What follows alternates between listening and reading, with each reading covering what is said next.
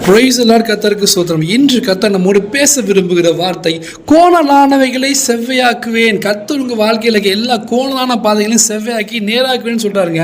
வசனம் என்ன சொல்றதுன்னா, நான் உனக்கு முன்னே போய் கோணலானவைகளை செவ்வையாக்குவேன். கர்த்தரை முன்னாடி வச்சு நீ நடக்க ஆரம்பிச்சீங்கன்னா உங்க வாழ்க்கையில் எல்லா காரியம் கர்த்தர் செவ்வையா நடத்துவாரு. கோணலான பாதையெல்லாம் நேராக்குவாரு. கரடுமுரடான பாதையெல்லாம் கர்த்தர் சைசமா பண்ணிருப்பாருங்க. ஏசாயா 40:4 என்ன சொல்லுதுன்னா, பள்ளங்கள் எல்லாம் உயர்த்தப்படும், சகல மலைகளும் குன்றுகளும் தாழ்த்தப்பட்டு கோணலானது செவ்வையாகி கரடுமுரடானவைகள் சமமாக்கப்படும். நீங்க நடக்கும்போது எந்த விதமான பிரச்சனையும் இல்லாம கர்த்தர் உங்களை பாதுகாப்புன்னு சொல்றாரு.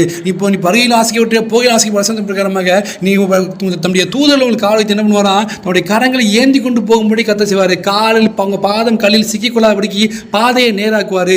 எங்கேயும் போய் யாட்டையும் போய் எந்த விஷயத்தையும் சிக்கிக்கொள்ளாதபடிக்கு எந்த பாதிப்புக்குள்ள ஆளாகாதபடிக்கு கர்த்தர் உங்களை பாதுகாப்பேன்னு சொல்றாருங்க.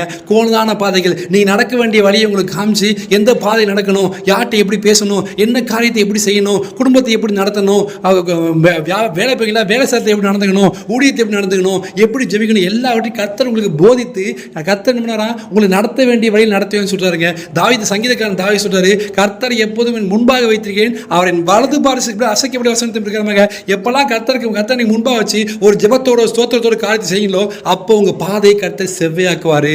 எந்த விதமான பிரச்சனையும் சிக்கிக்கொள்ளாதபடிக்கு தெரியாமல் அநேக பிரச்சனை உலகத்தில் இருக்கு.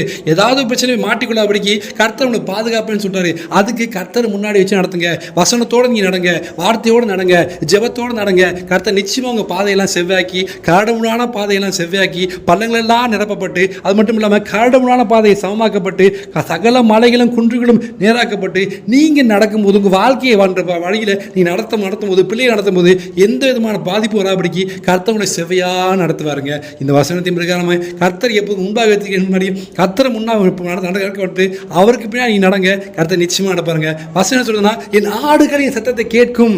கர்த்தருக்கு முன்னாடி போகும்போது அவர் வார்த்தை கேட்டு நடக்கிற ஆடுகளாக நம்ம மாறும்போது அவர் நிச்சயமான கர்த்தர் நல்ல மேய்ப்பராக இருந்து புல்லுள்ள இடங்களை மேய்த்து அவர் தான் தண்ணி கண்டு கொண்டு வைத்து மிகப்பெரிய ஆசீர்வாதம் கொடுப்பாரு. இன்னைக்கு கர்த்தவங்க சொல்ற வார்த்தை உங்க வாழ்க்கைக்கு எல்லா கோணலான பாதைகளை செவ்வையாக்கி ஒரு ஆசீர்வாதத்தை இன்றைக்கு தருவாராக. விசுவாசித்தால் ஆமென் என்று பெற்றுக்கொள்ளுங்கள். ஆமென். God bless you.